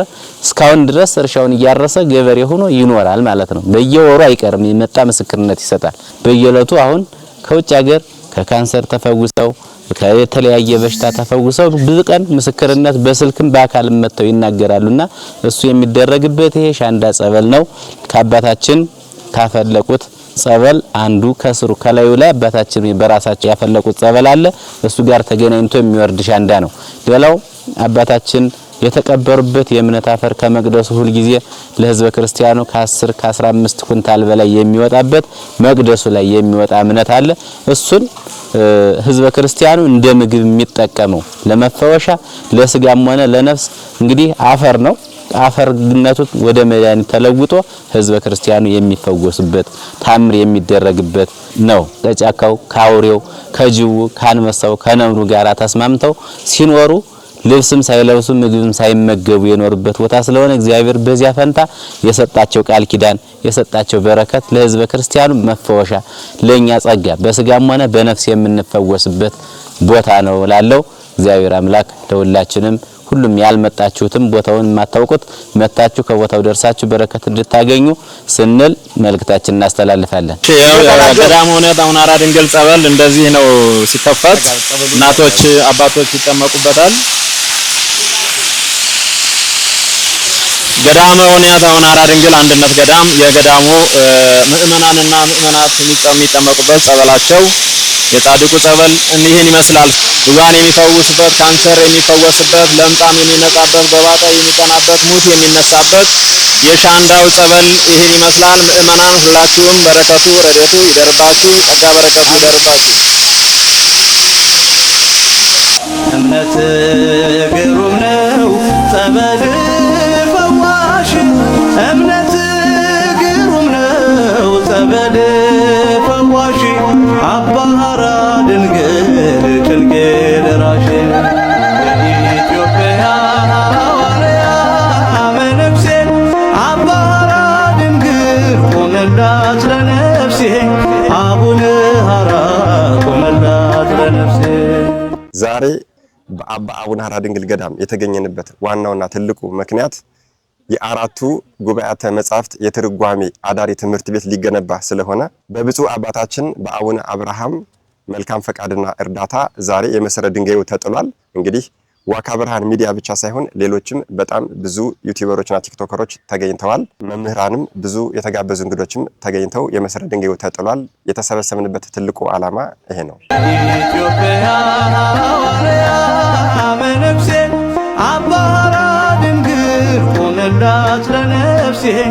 አቡነ ሐራ ቆመላት ለነፍሴ እምነት ግሩም ነው ጸበል ፈዋሽ እምነት ግሩም ነው ጸበል ፈዋሽ አባ ሐራ ድንግል ጭንቄ ደራሽ የኢትዮጵያ ሐዋርያ መነኩሴ አባ ሐራ ድንግል ቆመላት ለነፍሴ አቡነ ሐራ ቆመላት ለነፍሴ እምነት ግሩም ነው ጸበል ፈዋሽ እምነት ግሩም ነው ጸበል ፈዋሽ አባ ሐራ ድንግል ጭንቄ ደራሽ የኢትዮጵያ ሐዋርያ መነኩሴ አባ ሐራ ድንግል ቆመላት ለነፍሴ አቡነ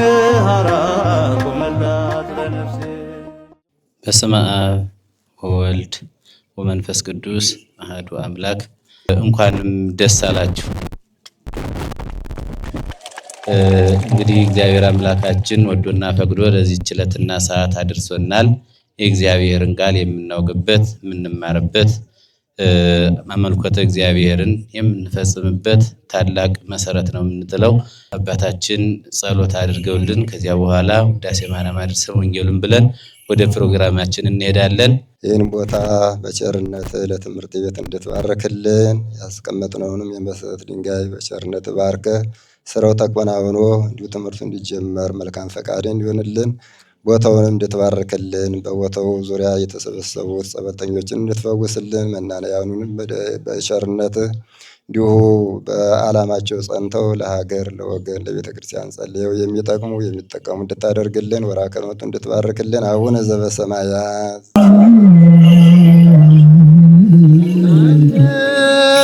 እልል በሉ እግዚአብሔርን አመስግኑ።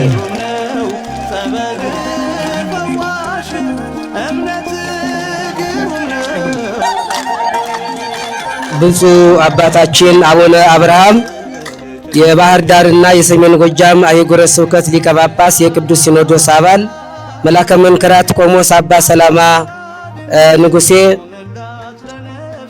የባህር ዳር ሀገረ ስብከት ገዳማትና አድባራት ክፍል ኃላፊ የብፁዕ አባታችን አቡነ አብርሃም አቡነ ቀሲስ መላከ ገነት ቆሞስ አባ ወልደ ትንሳኤ ባንተ ይገኝ የባህር ዳር ፈለገ ገነት ቅዱስ ጊዮርጊስ ገዳም ዋና አስተዳዳሪ የገዳማችን አበምኔት ቆሞስ አባ ገብረ እግዚአብሔር የገዳመ ወንያት አቡነ ሐራ ድንግል አንድነት ገዳም አበምኔት የገዳማውያን አበው መነኮሳት በዚህ ቅዱስ ስፍራ ለፈውስ የተገኛችሁ እግዚአብሔር የሚወዳችሁ ምእመናንና ምእመናት ሁላችሁም በልዑል እግዚአብሔር ፍጹም ሰላም በዚች ዕለት በዚች ሰዓት ይህ ታላቅ የገዳመ ወንያት አቡነ ሐራ ድንግል አንድነት ገዳም የአራቱ ጉባኤያተ መጻሕፍት ቤተ ጉባኤ የመሰረት ድንጋይ በአሁኑ ሰዓት በብፁዕ አባታችን አቡነ አብርሃም የባህር ዳርና የሰሜን ጎጃም አህጉረ ስብከት ሊቀ ጳጳስ የቅዱስ ሲኖዶስ አባል እንደዚሁም በርካታ ሊቃውንተ ቤተ ክርስቲያን ገዳማውያን አባቶች በተገኙበት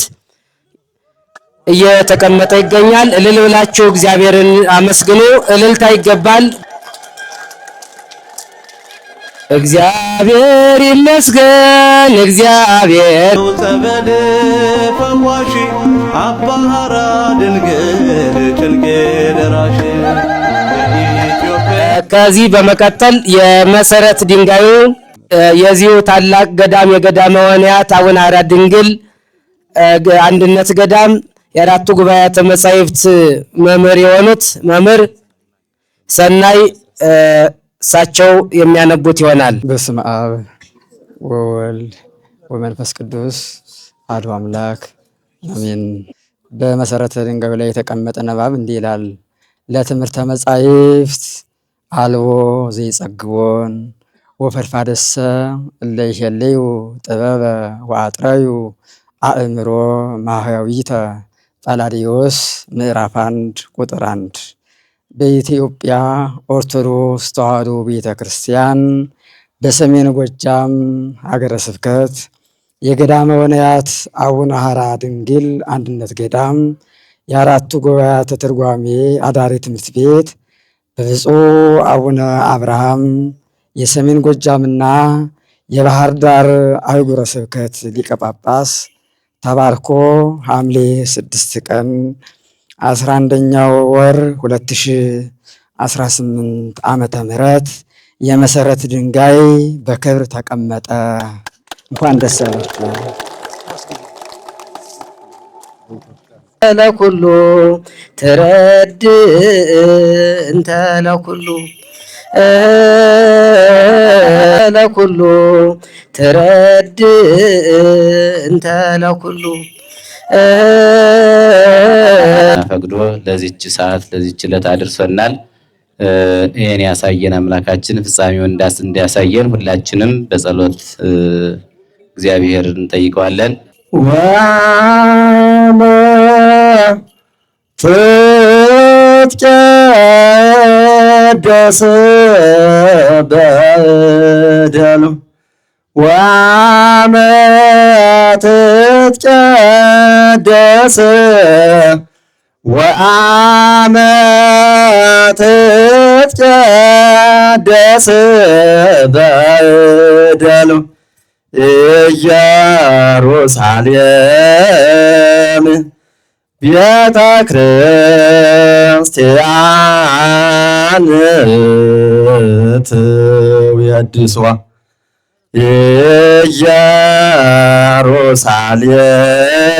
ኢየሩሳሌም ቤተ ክርስቲያን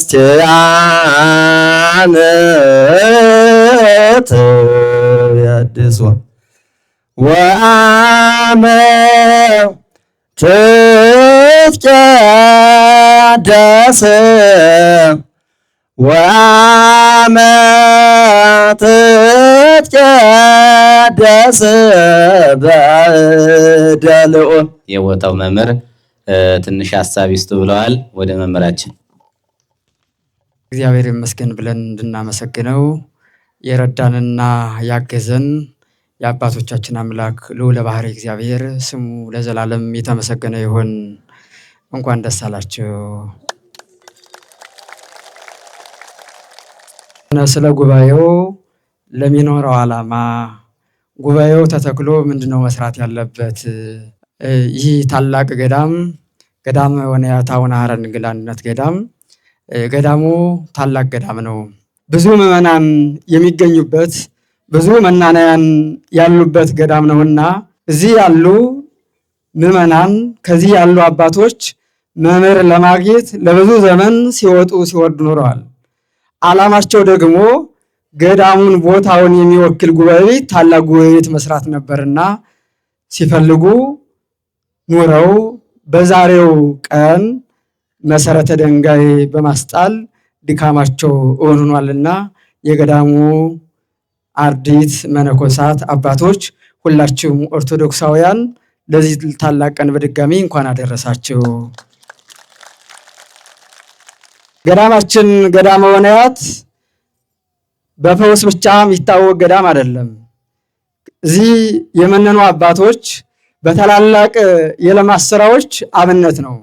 ለምሳሌ በከተማ ፎቅ በማሰራት የተለያዩ የዘይት ፋብሪካዎችን በመስራት የልማት ስራዎችን በመስራት ሌት ተቀን በማይደክሙ ሰርተው በማይታክቱ አባቶች ታላላቅ ልማት እየሰራ ነው። ሁለተኛ ደግሞ ይህን ብቻ አይበቃውምና ለገዳሙ የሚያስፈልግ ታላቅ ጉባኤ ያስፈልጋል። ወደ ጸበል የመጡ ምዕመናን ከዚህ መጥተው አይምሯቸውንም አካላቸውን እጃቸውን ብቻ ተፈውሰው ሳይሆን የሚሄዱ አይምሯቸውም ተፈውሶ መሄድ አለበትና ጉባኤ ያስፈልጋል በማለት ለሌሎች ገዳማትም አብነት በመሆን በልማት ጉባኤ ቤት በመትከል አብነት በመሆን እነሆ ስራውን ከጥንት ጀምሮ ዛሬም ጉባኤን በመትከል ለሌሎች አብነት እየሆነ ነው ማለት ነው። ለገዳሙ ሁላችንም በመጠበቅ በሐሳብ በጉልበት በጸሎት ልናግዘው ይገባል ማለት ነው። ሌላው ጉባኤ ቤቱ በዚህ ላይ በመተከሉ ትልቅ ሀብት አለው። አንደኛ ብዙ ምዕመናን በየአካባቢው መጥተው የሚማሩበት ነው። ሁለተኛ አባቶች በጸሎት የሚያግዙት ነው። ሶስተኛ ከከተማ ቅርብ ነውና ከተማ ድረስ ሂዶ የማገልገል እድል ሰፊ እድል አለው ማለት ነው። ሌላ በአካባቢ ያሉ የገጠር አብያተ ክርስቲያናት አሉ። ትምህርት የማይደርስባቸው ገዳማት፣ ሰንበት ትምህርት ቤቶች፣ ማህበራት እንዲሁም ገበሬዎች በዚህ አካባቢ በእርሻ የሚኖሩ ማህበረሰቦች አሉ። እነርሱን ያገለግላል ማለት ነው። ሌላው ጉባኤ ቤቱ ከሌሎች የአብነት ትምህርት ቤቶች ጋር በጋራ ይሰራል። ሌሎች የአብነት ትምህርት ቤቶች ስንል ዜማ ቤት፣ የድጓ ቤት አለ፣ ከገዳሙ ቅዳሴ ቤት አለ። ሌሎች መጻሕፍትም በሌሎች አካባቢ በአዲስ አበባ፣ በባህር ዳር፣ በጎንደር በሌሎች ያሉ ልዩ ልዩ የትርጓሜ ቤት አሉና ከነርሱ ጋር በፍቅር በህብረት አብሮ ከነርሱ ሐሳብ እየተቀበለ ለነርሱም ሐሳብ እየሰጠ አንዲቷን ቤተክርስቲያን የቤተክርስቲያን ህብረት ያስቀጥላል ማለት ነው ጉባኤ ቤታችን። ሌላ ጉባኤ ቤቱ ዓላማ፣ ግብ፣ ርዕይ ያለው እነርሱን በንባብ በቅደም ተከተል አቀርባለሁ።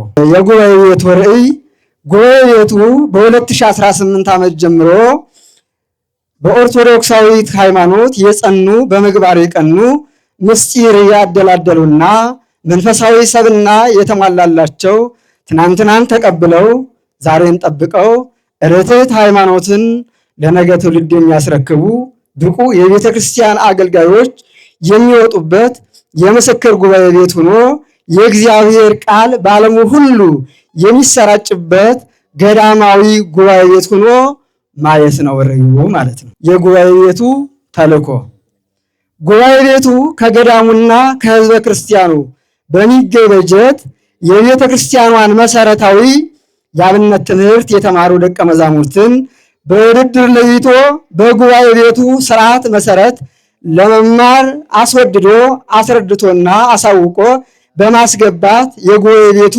በአይነቱ የተለየና በቀደመው ሕገ ጉባኤ መሰረት ላይ ጸንቶ በተጨማሪም ዓላማ ተኮር ትምህርት የሚሰጥበትና ዓላማ ያላቸው ራሳቸውን ለሐዋርያዊ ተልእኮ የሚያፋጥኑ አገልጋዮችን ለማፍራት የተቋቋመ ጉባኤ ቤት በማድረግ በአራቱም የጉባኤ ትምህርቶች ላይ ወቅታዊውን ሁኔታዎችና ዘመኑን የተገነዘቡ የቤተ ክርስቲያንን ችግር በዘላቂነት ሊፈቱ የሚችሉ ብቁ አገልጋዮችን ማፍራትና ገዳሙን ብለው የሚመጡ ሕዝበ ክርስቲያኑን በእምነት በምግባርና በትሩፋት የለሙ የጸኑ እንዲሆኑ ማድረግ የጉባኤ ቤቱ ጠቅላላ ግብ።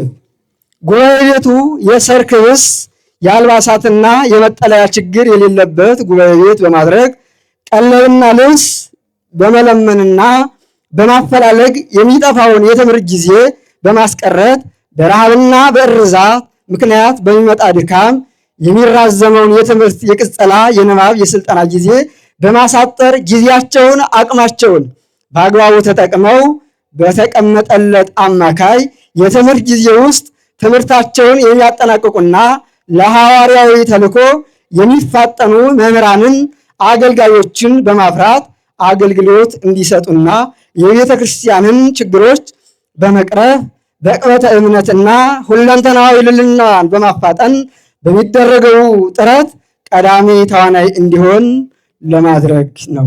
የጉባኤ ቤቱ ዝርዝር ግቦች የቤተ ክርስቲያን አባቶች ሊሆኑ የሚችሉ ንቁ መምህራንና ብቁ መነኮሳትን ማፍራት፣ ዘመኑን የዋጁና ወቅታዊ የቤተ ክርስቲያን ሁኔታን የተረዱ አጣረ ቤተ ክርስቲያንን መመከት የሚያስችል የሐዋርያዊነት የሰማዕትነት ሕይወትና በቂ ዕውቀት ያላቸው የጉባኤ መምህራንን ማፍራት፣ የገዳሙ ማህበረ መነኮሳትንና መነኮሳያትን ገዳማዊ ልዕልናን ጠብቀው በምናኔ እና በእርድና ጸንተው በአንድነት ክብር እንዲኖሩ ማስተማር፣ ከመደበኛ የትርጓሜ መማርና ማስተማር በላይ የምዕመናን ስነ ልቡና ተረድቶ ለስብከተ ወንጌል የሚፋጠኑ ሰባኪያንን ማፍራት፣ ከአቻ አብነት ጉባኤያት ጋራ ጥብቅ ግንኙነት በማድረግ እንደ ጉባኤ ቤት እንደ አካባቢ የሆነ እንደ ሀገር የጋራ ዕውቅና ግንዛቤ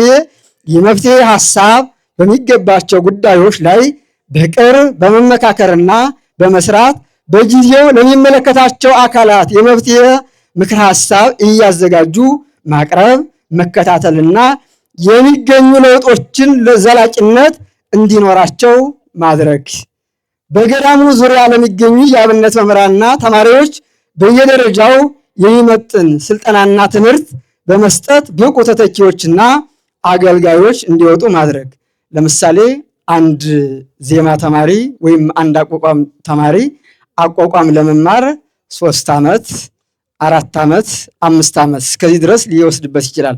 በዚህ ውስጥ ግን 5 ዓመት ከዚህ ገዳም ተማረ ማለት የመጽሐፍ መምህር ባይሆንም ብቁ ሰባኪ ሆኖ በሄደበት አካባቢ ያለበትን የሚያገለግልበትን አጥቢያ ስብከተ ወንጌል እንዲሰጥ አስችሎ ማውጣት ለማለት ነው። ሌላው የኖላዊነት ድርሻቸውን የሚወጡና የሌላውን አጥቢያ ካህናት እንዲወጡ በቃልም በምግባርም በንቃትና በትጋት የሚያስተምሩ ምሳሌ የሚሆኑ መነኮሳት የሆኑ ካህናትና ዲያቆናትን በገዳሙ ማፍራት።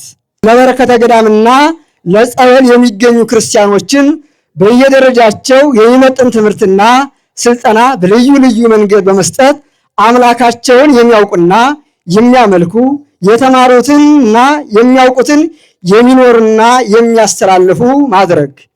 ለገዳሙ ለአካባቢውና ለዓለም ክርስቲያኖች ለንስሐ ፍሬ የሚያበቃ ትምህርትን በአካል በጽሑፍና በብሮድካስት ሚዲያ ማድረስ። ጉባኤ ቤቱ ከነገ ቀጥሎ ሲያድግ የቴሌግራም፣ የቲክቶክ፣ የዩቱብ ታላላቅ ሚዲያዎች ይኖሩታል። ከዚህ ተቀምጦ በመላው ዓለም ለሚገኙ ምዕመናን የገዳመ ወንያት አቡነ ሐራ ድንግል አንድነት ገዳም ድምፅን ያሰማል ማለት ነው።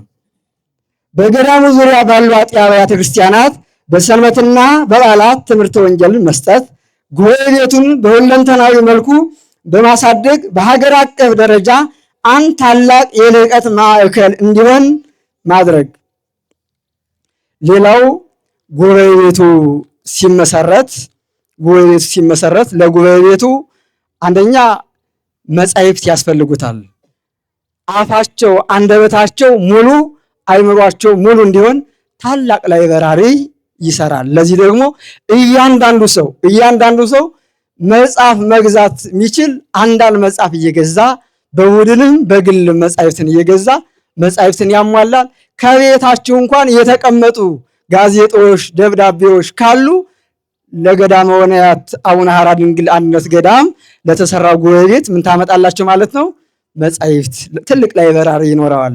ጸበልተኛው መጥቶ በተፈቀደለት ጊዜና ሰዓት ከዚህ ሲቀመጥ መጻሕፍት የሚያነብበት አንድ ላይብረሪ ያስፈልገዋል። ለዚህ ሁላችንም ተሳትፎ እንድናደርግ ማለት ነው። ሌላው ጉባኤ ቤቱ ደቀ መዛሙርቱ የሚማሩት ዘመናዊውን ዓለም የተቀላቀሉ ኮምፒውተር የሚችሉ ሚዲያ የሚጠቀሙ ነውና ትልቅ የኮምፒውተር ክላስ ያስፈልገዋል። በዚህም እንድትተባበሩን ስንል በእግዚአብሔር ስም እናስተላልፋለን። ሁላችሁም ምዕመናን እኛ ሳይገባንና ሳይገባን በገዳሙ ተገኝተን ዕውቀት ስናጠፋ ዕውቀት እየጨመራችሁ፣ ሕይወት ሲጎለን ሕይወት እየጨመራችሁ፣ ምክር ሲጎለን ምክር እየጨመራችሁ፣ ሐሳብ ሲያንሰን ሐሳብ እያዋጣችሁ የሚማሩ ደቀ መዛሙርት የግለሰብ ሳይሆኑ ለሁላችሁ አባት እንዲሆኑ ዛሬ የሁሉም ልጅ ሆነው ከተማሩ የሁሉም ልጅ ሆነው ካደጉ ነገ ተምረው የሁላችሁም አባት ይሆናሉ። በጎጥ የማይከፋፍሏችሁ፣ በቋንቋ የማይለዩዋችሁ፣ መንግሥተ ሰማያትን የሚያሳዩዋችሁ የሁላችሁን አባት ለማስተማር ሁላችሁም ሐሳባችሁን፣ ጉልበታችሁን፣ ጸሎታችሁን፣ ገንዘባችሁን እንድታዋጡ እንድትረዱን ስንል እናሳስባለን። መጨረሻ ላይ ደግሞ ይህን በማስተላለፍ የተባበራችሁን የሚዲያ አካላት እነ ዋካ ብርሃን ሚዲያ፣ ሌሎቻችሁም በቲክቶክ ዓለም ያላችሁ ለመላው ዓለም እንዲደርስ የተባበራችሁን በእግዚአብሔር ስም የጻድቁ በረከት ይደርሳችሁ። ወስብሐት ለእግዚአብሔር። ይቆየን።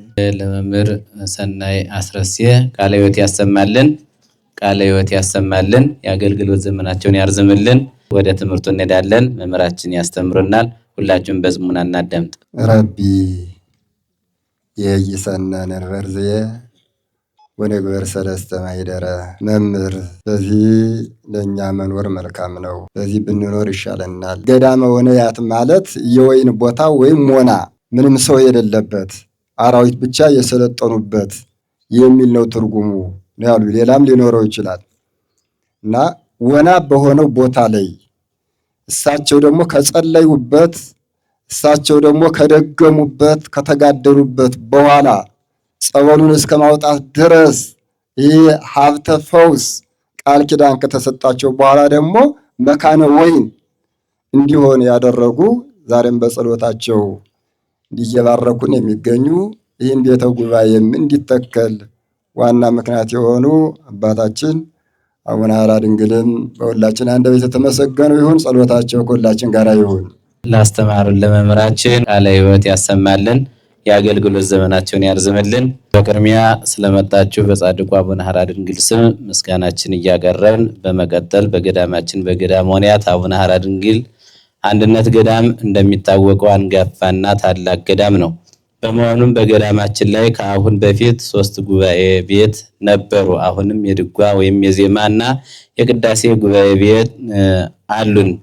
ይሁን እንጂ እስካሁን ድረስ በተለያዩ ምክንያት የመጽሐፍ መምህር ሳናስገባ ወይም ሳንቀጥር ቆይተናል። በመሆኑም ማግኘት ያለብንን ሳናገኝ በመቅረታችን በየገዳማቱና በየጉባኤ ቤቱ ስናፈላልግ ብንቆይም ጊዜው ሲደርስና አምላከ አበው ሲፈቅድ መምህር ሰናይ አስረስቴ ከገዳማችን እንደ አንዱ ሆነው ሊያገለግሉና ሐዋርያው ተልኳቸውን ሊፈጽሙ ፈቃደኛ በመሆናቸው እኛም ለተማሪዎች ሁሉንም ያሟላ ማለትም የመመገቢያ ወይም የማረፊያ እንዲሁም እስከ 120 ተማሪዎች መያዝ የሚችል ታላቅ አዳራሽን ለመስራት አቅደናል። ይህም ታላቅ ጉባኤ ቤት ለገዳማችን ብቻ ሳይሆን በውጭም ሆነ በሀገር ውስጥ ለሚገኙ ህብረተሰብ በሙሉ የወንጌልን ማዳረስ ስራ የሚሰጥበት ታላቅ ጉባኤ ቤተ ጉባኤ መሆኑን እየገለጽ ይህንን ሐሳብም ብፁዕ አባታችን አቡነ አብርሃም የባህር ዳርና የሰሜን ጎጃም አህጉረ ስብከት ሊቀ ጳጳስና የቅዱስ ሲኖዶስ አባል መልካም ፈቃድ አግኝተን የመሰረት ድንጋይ እንዲጣል ፈቃዳቸው ሆኖ ነገር ግን እሳቸው መምጣት ስላልተመቻቸው አቡነ ቀሲስ መላከ መንክራት ቆሞስ አባ ሰላማ እና መላከ ገነት ቆሞስ አባ ወልደ ትንሣኤን በመላክ የመሰረት ድንጋይ በክብር እንዲቀመጥ ተደርጓል። በመቀጠልም ገዳመ ወንያት አቡነ ሐራ ድንግል አንድነት ገዳም የሚያሰራውን ጉባኤ ቤት ለመርዳት ለምትፈልጉ በሀገርም ሆነ በውጭ የምትገኙ የልዑል እግዚአብሔር ልጆች ሁላችሁም የእግዚአብሔርን ጥሪ እንዲሁም በሚዲያ የሚተላለፍላችሁን አይታችሁ እግዚአብሔር እንደፈቀደና እንደወደደ ይሄ ጉባኤ ቤት ሲጀመር እንደው ዝም ብሎ የሚጀመር አይደለም። ብዙ ነገሮች ያስፈልጉታል። መምህራችን ቅድም እንደገለጹት ብዙ ማቴሪያሎች ያስፈልጉታል። ይሄንን ሁሉም ገንዘብ ብቻ ሳይሆን ሐሳብ፣ ዕውቀት፣ ጸሎት ሁሉ ገንዘብ እርዳታ ነውና ይሄን እንድታደርጉ አሁን ዛሬ ቤቱ መሰረት ድንጋይ ተጣለ እንጂ አልተሰራም። መሰራት ባለበት መንገድ እንዲሰራ እንዲቀጥል የሁላችሁ ርብርብና ሐሳብ በጉልበታችሁ እየወጣችሁ እየወረዳችሁ እየሰራችሁ ነው። ሌላም ብዙ ነገሮች የሚያስፈልጉት አሉ። ብረት፣ ሲሚንቶ፣ ቆርቆሮ እንዲሁም ቤቱ ተሰርቶ ካለቀ በኋላ መጻሕፍት ቅድም መምህራችን እንደገለጹት ከዚያም በላይ ደግሞ ለደቀ መዛሙርት የሚሆን አልጋ፣ ፍራሽ፣ ሌሎችም ብዙ ማቴሪያሎች ያስፈልጉታል። ይሄን እንግዲህ ገዳሙ አቅሙ የፈቀደውን እያሟላ እናንተም ከጎን ናችሁ። ስራውን አሲደን ለኛም ለሀገርም የሚጠቅም ጉባኤ ቤት ለማድረግ ርብርብ ያስፈልገዋል ማለት ነው። እግዚአብሔር አምላካችን እንድናደርግ ሁላችንንም የእግዚአብሔር ቸርነት አይለየን። ጸሎተ ማርያም እንድገምና ወደ እነሱ ነው መልሳችሁ።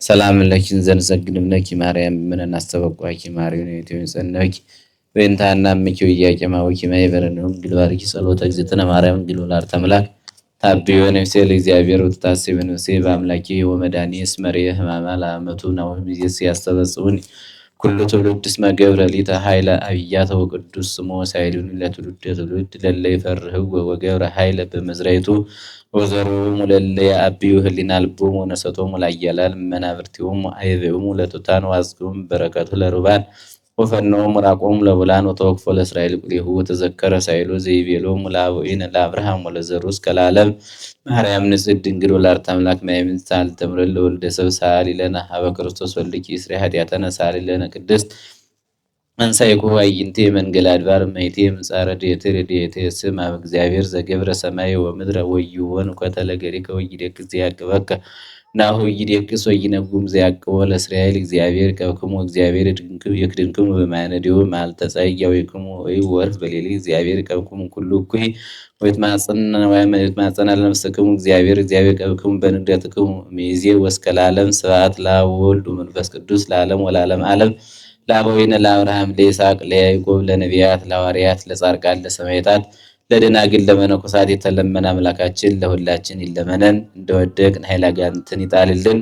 ለአባ ሕርያቆስ ለአባ ጽጌ ድንግል ለአባ ጊዮርጊስ ለቅዱሳን ሁሉ የተለመነች አምላክ ወላዲተ አምላክ አቁራሪተ ማሳል ተምረት ድንግል ማርያም ከልጇ ከወዳጇ ምሕረት ታሰጠን። የጀመርነውን ጉባኤ ሁሉ በሰላም አጠናቀን ነገ ለምርቃኑ ደርሰን አስመርቀን ነገም ደግሞ ጉባኤ ሰፍቶ ደቀ መዛሙርት በስተው እኛም ቃሉን እየተማርን የምንለወጥበት እንዲያደርግልን እግዚአብሔር ይፍቀድልን።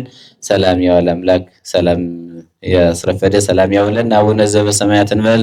ኦ እግዚእ ኢየሱስ ክርስቶስ ስራ ኃጢአት ወኃጢአተ ኩሉ ሕዝብ ከማይሰራ ኃጢአት እግዚአብሔር በክብር ተነሱ።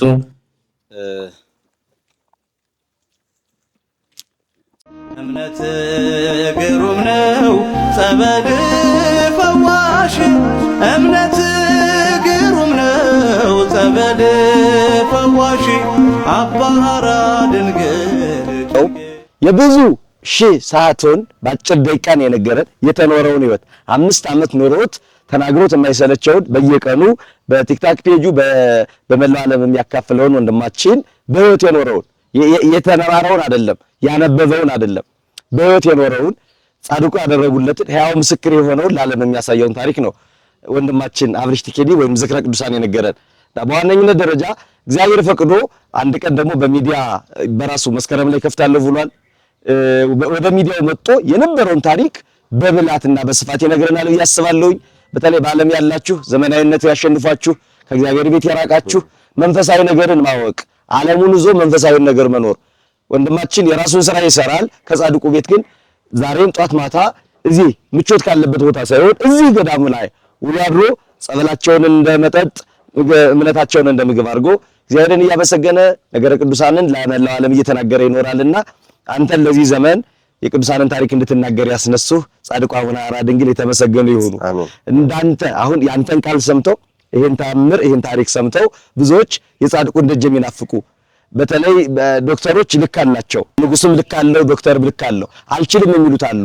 እግዚአብሔር እንደ ዶክተር አይችልም፣ እግዚአብሔር እንደ ሐኪም አይችልም። ካህሌ ሁሉ ነውና ኤልሻዳይ ነውና የምናመልከው ከጻድቁ ቤት መጣው ልዩ ልዩ የሚባሉ በሽታዎች በተለይ ማይድን የሚባሉ በሽታዎች ድነው ታምራቸውን ለመናገር ያብቃቸው ብዬ አምናለሁ። በረከታችሁ ይድረሰን። በጸሎት አስቡን። በጉባኤ ቤቱ ተፈጽሞ በጀመረ ሰዓት ደግሞ የምርቃኑ በሰላም ለመገናኘት ያብቃን።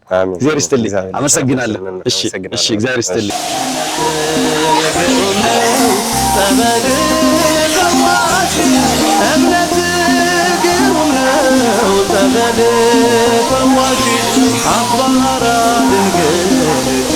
ዋካየ